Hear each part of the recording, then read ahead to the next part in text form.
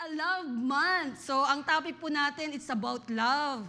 So, pakisabi naman po sa ating katabi, I love you with the love of the Lord. Love you with the love of the Lord. Sige po, I love you with the love of the Lord. Kung katabi niyo po, asawa niyo, di niyo po nasabi ng I love you today. It's your chance to say I love you. Kasi po, time is very precious, right? So just say I love you. You mean it with all your heart. So let me just start with my introduction. My introduction is like this. Listen, especially for the husband and wife. There's this husband and wife who had their conflict. So the husband, tingin ako kay Kuya Rex, ano? The husband, hindi po si Kuya Rex to. The husband did something wrong. And he felt it with all his heart that he did something wrong. So he realized that he wanted to say, I'm sorry to his beloved wife. So he went with all the flowers, with all the chocolates, Valentine's, right? He went all the way to his wife and said, okay, hon, love. Mga endearment natin, love. Love na lang para love month eh.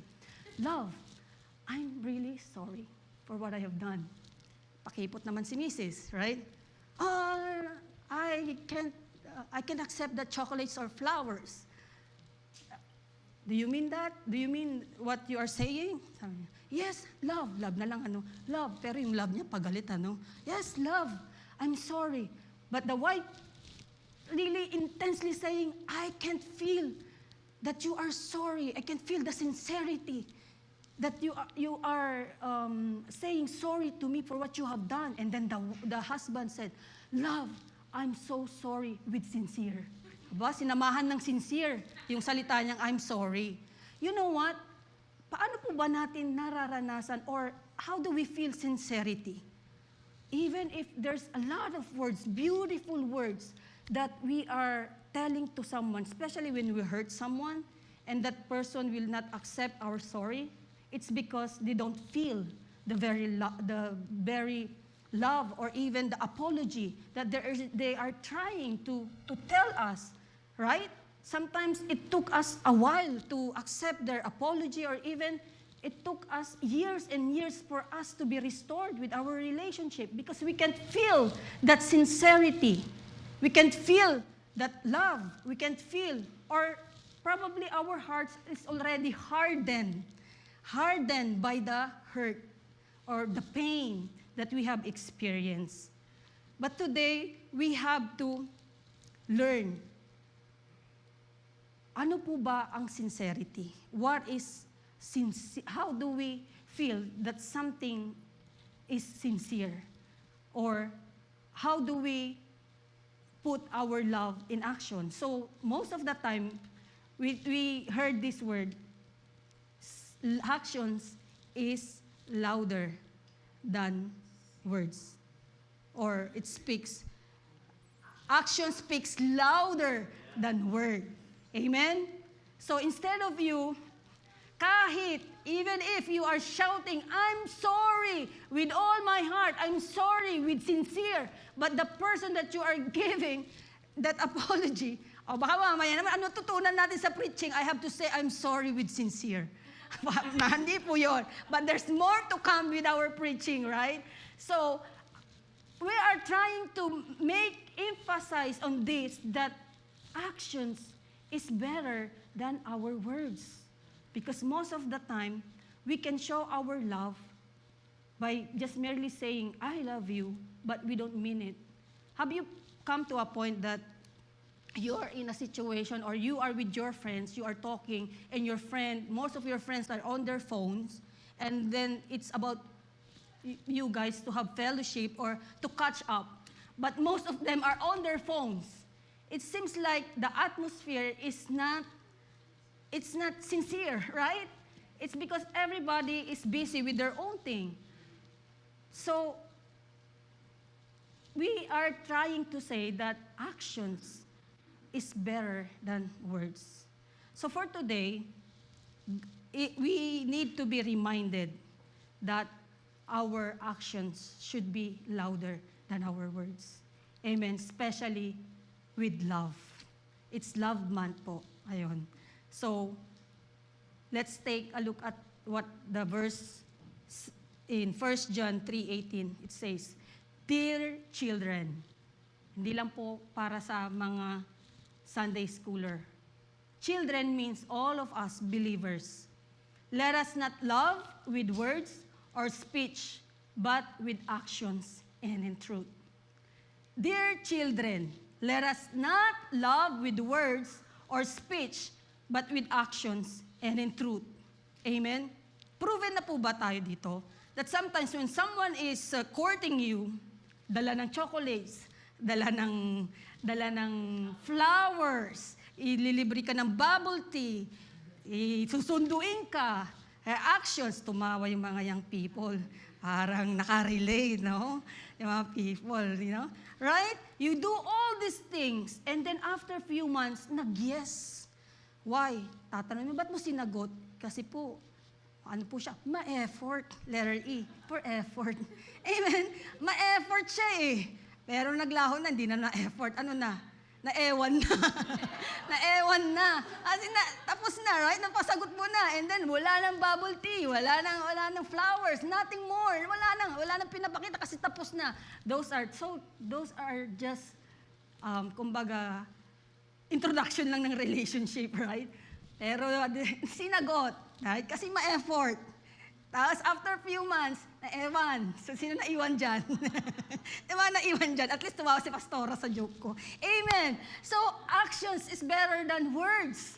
Actions is better than words. So, let me just read to you in Amplified Version. Little children, this pertaining to believers or dear ones, let us not love merely in theory with word or with tongue, giving lip to compassion, but in action and in truth, in practice and sincerity, because practical acts of love are more than words. Practical acts of love are more than words. Amen? Sabi po dito, practical acts of love are more than words. So when we say sincere, it's characterized by genuine, honest feelings and actions. Actions ulit, ano? Actions ulit. Actions. It's always actions. Because we can just tell someone that we love them, but we don't show how much we love them. Amen? It happens most of the time. We can show that we care for them, but we never really show how we care for them. Sometimes we will say, we will pray for them, but we never say a little prayer for them. You can just really easy as say, I can pray for you, but you never take a moment to pray for that someone. Tama? Tama po ba? Are we guilty? We're not condemned. So, we are all guilty on that. Sometimes we can just say, I'm praying for you, but you're just busy, you forget. The whole time, you didn't even stop and pray. Sometimes I care for you. I watched one of the testimony that says she remembered her mom. The mom passed away, and she said that my mom is an encourager, but she doesn't only encourage me. She was there for me. When I needed her, she was really physically there for me. Because it's different when we encourage, but we were not able to be with that someone. Right? You see the importance of actions, the importance of being there for someone, the importance of physically there. Right? It really helps, and it's a big impact to that someone who will receive that action. Amen? Amen. 1 Timothy verse 1-5. The goal of this command is love, which comes from a pure heart and a good conscience and a sincere faith. This is Paul talking to Timothy regarding the church of Ephesus. He would always remind Timothy that you will do all this ministry, all these things that we are doing, it always come out with a pure heart. Amen? So whatever we do, it has to come out. It's the product of our pure heart. Amen? Amen po ba? Because you can do things out of obligation na lang. You can do things out of wala lang, para may magawa na lang. Pero this time, God is reminding us that as a church, as a believer, as a children of God, we have to act out of the purity of our heart. Amen? Sabi po dito, which comes from a pure heart and a good conscience and a sincere faith. Sincere faith. And in 1 Peter 1:22, now that you have purified yourselves by obeying the truth, so that you have, since love for each other, love one another deeply from the heart. Pure heart kanina, ngayon naman, deeply from the heart. Deeply from the heart. Amen? Amen? Deeply from the heart. We cannot only say that we care for someone, but we will not do anything. Amen? Amen po ba? Kasi po magbabalikan po natin yung verse natin, Dear children, let us not love with words or speech, but with actions. Actions. Actions means gesture, deeds or undertaking, going out from our comfort zone, going out from our comfort zone to do something for our loved ones. Amen? Amen po ba? Amen. Amen po ba? Yes. Amen. Amen. So, the truth about love is that love is the greatest. Amen? Love is the greatest. Love is the greatest. Let me just read to you 2 Corinthians. Sabi po dito, 1 Corinthians, wala po sa aking slide, but let me just read first in 1 Corinthians chapter 13, and yet I will show you the most excellent way, because this one is saying love is indispensable. If I speak in tongues of men or of angels, but do not have love, I am only a resounding gong or clanging cymbal. If I have the gift of prophecy and can fathom all mysteries and all knowledge, and I have faith, remember, sinabi rin po dito, even if I have faith that can move mountains, but I don't love, sabi po niya dito, movement but do not love, I am nothing. If I give all my possess to the poor and give over my body to hardship, that I may boast but do not have love, I have nothing. So everything that you are doing, if it doesn't comes with love, it's all nothing. Amen? It's all nothing. But the truth is, here we can read in verse 13, okay, love is patient, love is kind. It does not envy, it does not boast, it is not proud. It does not dishonor others, it is not self-seeking, it is not easily angered, it keeps no record of wrongs. Love does not delight in evil, but rejoices with the truth. Always protects, always trusts, always hopes, and always perseveres. 8. Love, can we repeat that?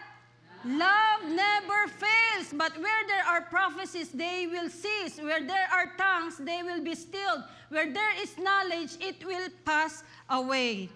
Amen? Amen. The truth about love is self-denying. You deny yourself. When you love someone, you deny yourself. Amen? When you love someone, you deny yourself. You deny your pride. You deny your comfort zone. You deny all that you have. It's because you want to prove that you love that someone. Amen? Sabi po dito, di ba? Love is patient. Love is kind. It does not envy. It does not boast. It's not proud. Imagine, it is not proud. It is not boast. Hindi mo ipagmamay. Actually, we will have our whole ministry fellowship, which is anchored in Christ. Couples will be renewing their vows. And one of the verse that mostly newlyweds are declaring over their marriage are, this verse, right? Love is patient. Love is kind.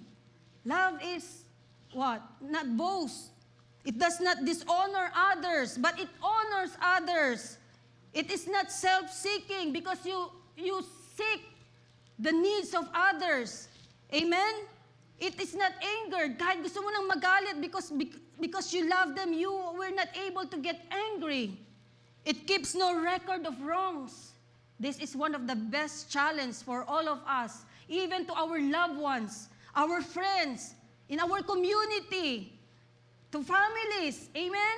It keeps no record of wrongs. How many broken families are already existing right now because parents keep record of wrongs? Amen? Children no longer, what? Living with their parents. Why? They keep record of wrongs. Amen? It's just sad because we see families being broken because of love no longer exists in the family. Forgiveness no longer exists in the family. Why? Because everyone is self-seeking for their own good. Amen? If we only see parents seek of the betterment of their children, and children will just see the beauty of being with the family, then, and the love will overflow in their hearts, families will not be broken. Amen? Amen? Love does not delight in evil, but rejoices with the truth. Love rejoices with the truth. Always protects. Love always protects. Love does not hurt. It protects. Amen? It protects you from harm. So if you are in a relationship that harm you, you better quit. Ewan mo na yan. Always trust, always hopes, always persevere. You have to do something to persevere. You have to do something. You have to sacrifice for the family, for the relationship that you have with your loved ones. Persevere in love. Amen? Love never fails. Ito po yun eh. Love never fails. Because when love overflows in every relationship will not be broken. Amen? It will just persevere. It will just endure. Amen? Amen po ba? That's why it says in Romans 12:10-21, love must be sincere. Hate what is evil. Cling to what is good. Love must be sincere. So how are we going to respond and to show that our love must be sincere? The verse that we have, the main verse that we have is, dear children, let us not just love with words, but in actions. And it says, we are the children of God. We are the children of God. We represent the love of God to everyone. We represent the love of God to wherever we go. We represent the love of God to our families, to our community. So how are we going to show that our love is in action? Here, in verse 10. Be devoted to one another in love. Honor one another above yourself. Think of yourself not higher than anyone. Think of ourselves not higher than anyone. If a husband think of himself not higher than his wife, the relationship will be good. The same thing with the wife. If the wife will see herself less than the husband, then a relationship, you know what? When pride exists, love will never win, right? That's why I say, honor one another above yourself. You know the domino effect?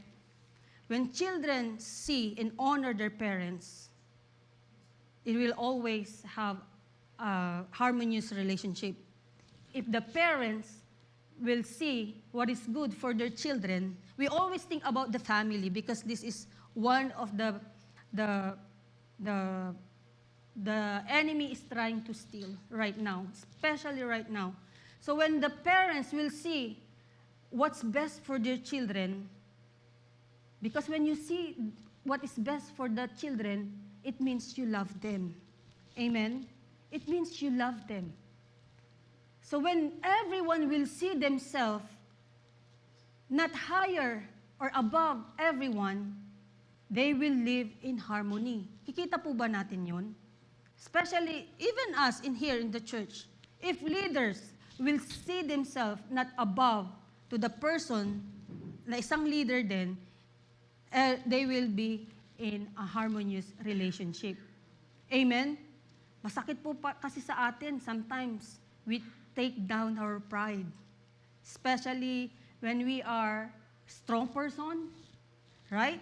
A strong personality. Yung strong personality, it's not easy for us to honor other people above ourselves. So if you want to see the love in action in us, we have to be devoted to one another in love, honor one another above ourselves. Amen? Never be lacking in zeal, but keeping your spiritual fervor, serving the Lord. Amen? We serve the Lord, it's because we love the Lord. Amen? We serve the Lord, it's not because we love our pastor. We serve the Lord because we love Jesus.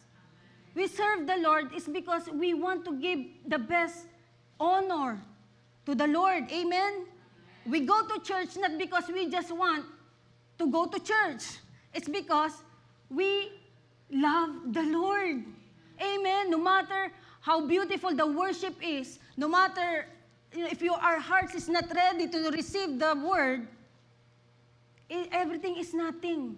So it's always go back to the purity of our hearts. Amen? Amen. Amen. Amen. In verse 12, be joyful in hope, patient in affliction, faithful in prayer. Share with the Lord's people who are in need. Practice hospitality. These are practical ways that we can see that love is in action. Dito po, share with the Lord's people who are in need. Practice hospitality. If our brethren are in need, we cannot just encourage them. If you have something to give, why not give? Amen? Why not give? Because God bless us to bless other people. Amen? If our brethren don't have a place to stay and you have spare room to share, why not open our house? Amen? Amen? Amen po ba? Dito po mararamdaman ng bawat isa because we represent, dito po mararamdaman, we will feel the love of God being what? Being with one another. Amen? Bless those who persecute you. Bless and do not curse. Some of us, maraming kaaway. Maraming nang aaway. What will you do? Do not. Do not. Do not. Do not eat donut. Do not. Especially po, social media, you know what? Families are fighting over social media. You're just exposing the things that doesn't need to be exposed. Social media has been powerful to break families. You know what? Yung sama ng loob mo sa kamag-anak mo, you post on social media. Do you think it will bless people? No, right? It can just discourage. It can just, what? Pag-uusapan ka ng tao. But this one, bless those who persecute you.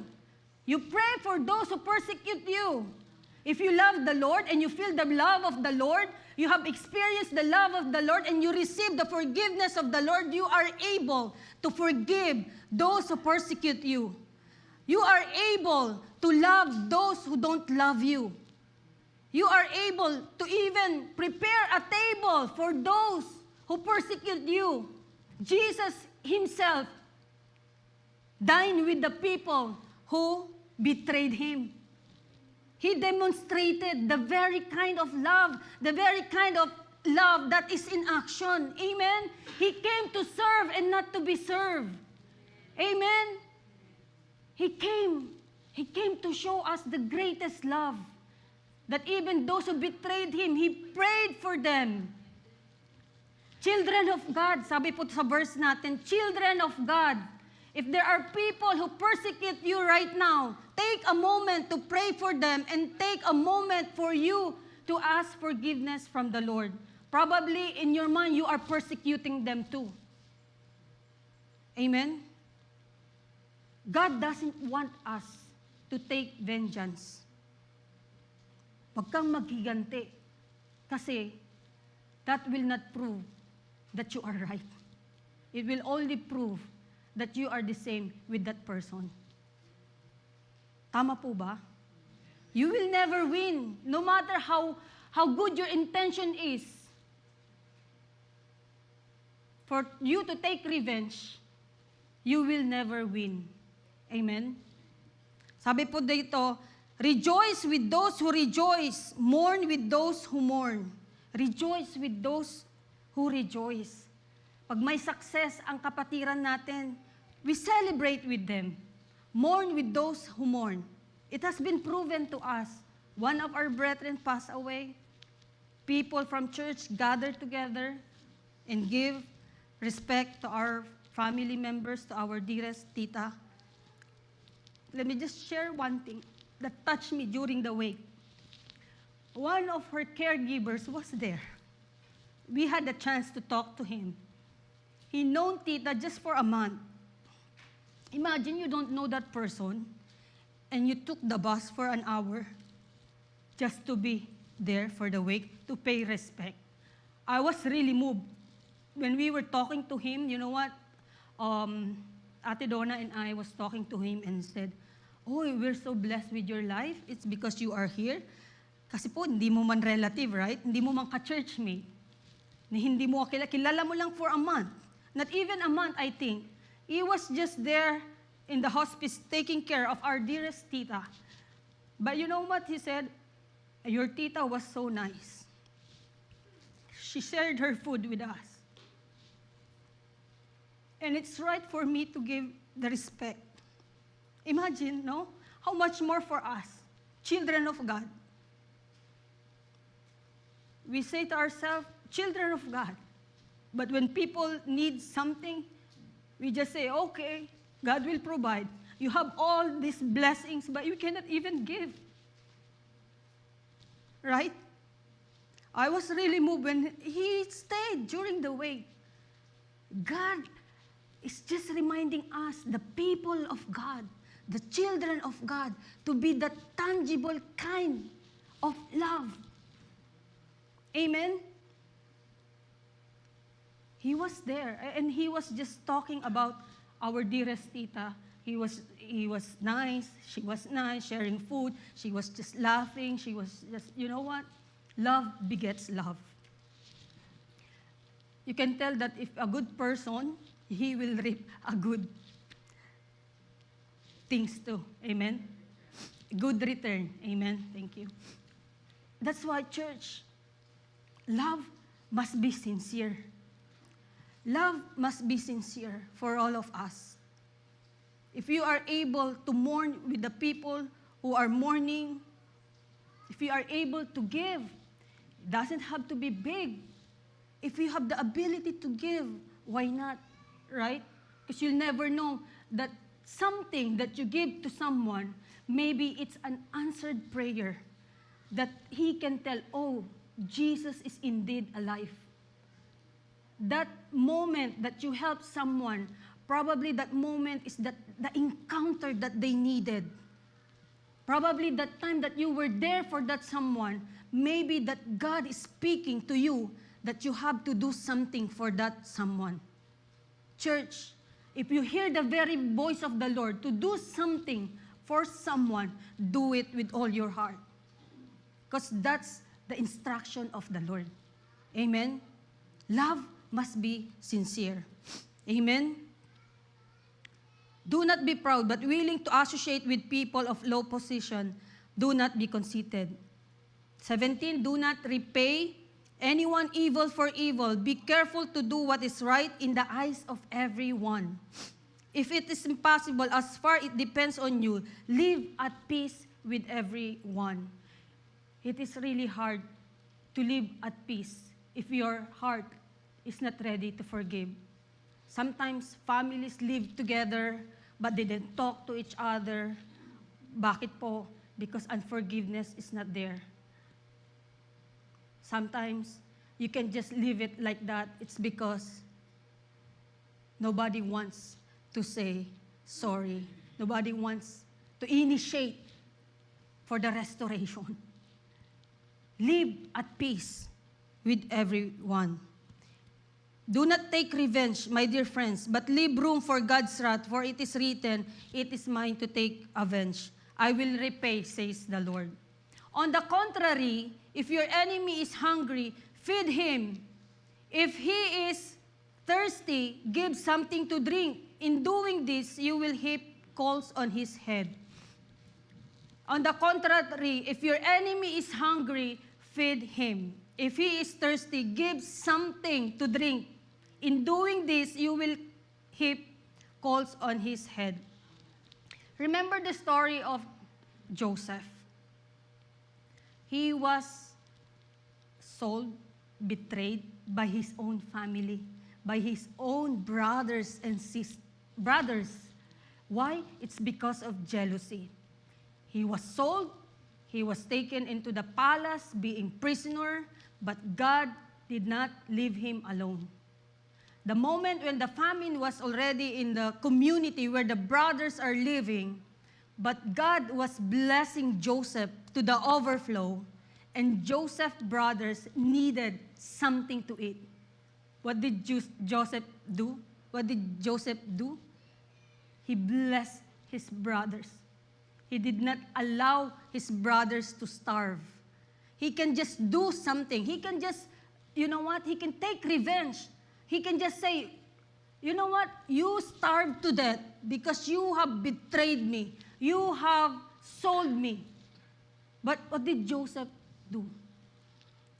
He did not allow his brothers to get hungry. He was able to bless more than his family. Amen? Why? The love of Jesus in the heart of Joseph was overflowing. He knows that the enemy meant it for evil, but God meant it for our good. Imagine mo yun, no? Having a humbled heart to say that to your enemy. Naranasan mo na lahat ng sakit. Naranasan mo na lahat.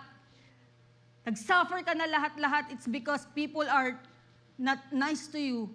People are not treating you right. But you can still bless those who are mistreated you. Why? It's because the overflowing love of God is in your heart. Forgiveness is easy when the love of God is in your heart. Amen? Do not overcome by evil, but overcome evil with good. Amen? Do not overcome evil with evil. Overcome evil with good. Because we have experienced the goodness of God already. You know what? We can only do all these things. Again, we can do all these things if we have experienced the love of God. I wanted to show you something. I have a demonstration. You can not repay evil with evil. You can repay evil with good. Again, if our hearts are pure, if our hearts are overflowing with love that is coming from God. But if our hearts are empty, we cannot forgive others. We cannot even give to others. We don't care for others. Amen? But with the love that is coming from Jesus, the overflowing love, pag nag-overflow ang pagmamahal mo na nanggagaling sa Panginoon, you can just care for others easily as it can be. Amen? You can just rejoice with others easily as it can be. You know the effect of our hearts if it's overflowing? Everyone will be the recipient of the love. And the love that overflows only comes from Jesus. Amen? So this is Jesus, the overflowing. Imagine the Niagara Falls. Overflowing of love. And here you are. This is us, represents us. We are all empty, right? Hindi ka marunong magpatawad because the love of Jesus is not in your heart. You don't even care for other people because your heart is empty. You are prideful because your heart is empty. It's not right before the presence of the Lord because you are not filled with the love of the Lord. You are not able to care for others. Why? Because you don't feel the love of God. You don't care about others because you are not filled with the love of the Lord. But if your hearts are filled with the love of the Lord, just like this is Jesus pouring out, the outpouring, overflowing love of Jesus is in our hearts. Look, nag-overflow, na hindi na-empty. The love of Jesus will just flow in the community. The love of Jesus will just flow in your family, in your job, everywhere you go because it's overflowing. Amen? It's overflowing. It's overflowing. It's only Jesus that can fill our hearts with the overflowing blessing of love. We can all be in action if our love is overflowing from Jesus. Amen? Amen? Amen? Amen po ba? Because we have been recipient of the very love of Jesus. You have accepted Jesus. You have, forgiven by Jesus. God has forgiven us. God has loved us so much with His unfailing love. And why can't we just love other people with our sincere heart, with our pure heart? Why can we not just be a vessel of love? Why cannot just be a vessel or even be a tangible representation of His love? Why? Why can we not just go out from our comfort zone and be the feet of Jesus, feed the hungry, comfort those who need to be comforted, and heal the sick? Why? Because we don't want, because there's only one thing, one reason. It's because we don't want to share the kind of love that we have received. But church, let our love must be sincere. There are people who are in need. There are people that needs to be comforted. There are people that needs to be encouraged. So church, what are we doing? We have to do our part. Amen? Amen? Because it is said, a new command I give you, love one another as I have loved you. So you must love one another. By this, everyone know that you are my disciples if you love one another. Amen. A new command I give you, love one another, church. As I have loved you, so you must love one another. Sometimes there are people that still we don't forgive. Years and years already. But this time God is saying, let your love must be sincere. Let your forgiveness must be sincere. Church, it's about time to go out. You know what? Especially unforgiveness, that is love in action. If you forgive, that's love in action. Unforgiveness that has been weighing us down for years and years and years already. Yung buhay mo ang bigat-bigat, araw-araw, it's because unforgiveness. Hindi mo maibigay yung kapatawaran na karapat-dapat. Church, it's about time. You know how life is short? You know how life is very precious? That you cannot just live with unforgiveness. We cannot just live because of our self-seeking. Jesus said, Jesus' love for us is not proud. Jesus' love for us does not take delight in evil things. Jesus' love for us protects. Amen? The love of Jesus is the best example of the love that is so sincere that He died for us. Amen? He died for our sins. Not only for our sins, for us to have a victorious life. The love of Jesus never fails.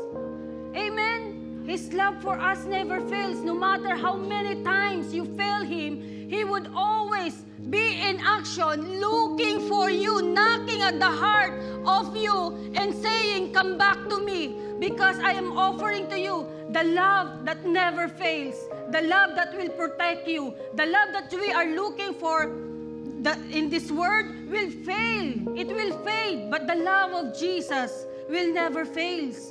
Amen? The love of Jesus will always trustworthy. You can always trust to the love of Jesus. You can always trust in season and out of season because His love is sincere. He comes from the purity of His heart that He is willing to die for us. So we have experienced the love of Jesus. We have experienced the love in action from Jesus. So let us also be a vessel to the very love of Jesus. We help those who are in need. We comfort those who needs to be comforted. We forgive those who needs to be forgiven. We release them into the hands of God. Amen? Because we don't think of ourselves anymore. We think of the benefits of forgiveness. Especially for families, parents, husband and wives. Be a good example of this love in action to the family. You want your family to be whole? Fight for your families. Do not fight with your families. Fight for your families. Let's fight for our children. Amen? Children, fight for your parents. If your parents are not here in the church, you pray for them. Show that you have been changed by the love of God. Be an example. Be an example. Show to them that the love of Jesus reflects on you. No matter how hurtful it is, to forgive, do it. Why? Because it's the right thing to do. Jesus forgives you for all you've done. And we can forgive others too. Jesus loves us unconditionally. Then we can love others too unconditionally. Amen? And if you are here today and you think that no one even cares for you, that no one even sees, or no one, you can even feel the love in action to your family, to your parents, or even to the people that surround you, there is just one person that you can run to, that His love is always sincere, and that is Jesus. He promised that I have loved you with an everlasting love. Amen? I have loved you with an everlasting love, for we believe that nothing can separate you from the very love of God. Amen? He loves you with all His heart. You only need to go back into His very presence so that the overflowing love of God will reside in your heart.